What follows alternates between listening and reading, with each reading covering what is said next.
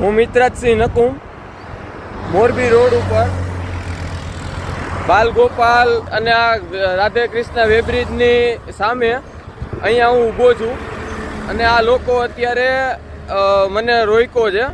મારી ભૂલ છે, મારી પાસે હેલ્મેટ નથી, પણ મારી ભૂલ એ કે મેં વિડીયો બનાવવાનું ચાલુ કર્યું. તો એ સાહેબ સત્તા છે કે હું જાહેર નાગરિક તરીકે એક વિડીયો બનાવી શકું છું. મેં કોઈ વસ્તુ બોલ્યો નથી, મેં કોઈને ગાળ દીધી નથી, મેં એક શબ્દ બોલ્યો નથી. મારી પાસે ડોક્યુમેન્ટ બધા કમ્પ્લીટ છે અને આમ છતાંય જો અમારે આમ હેરાન કરશે તો શું વ્યાજબી છે? અને આ વસ્તુ મેં વિડીયો ઉતારવાનું ચાલુ કર્યું એટલે પોલીસે મને ગાળાગાળી કરી, હાથમાં હાથ ચાલાકી કરી, હાથ ઉઠાવ્યો અને મને ધમકી આપે છે.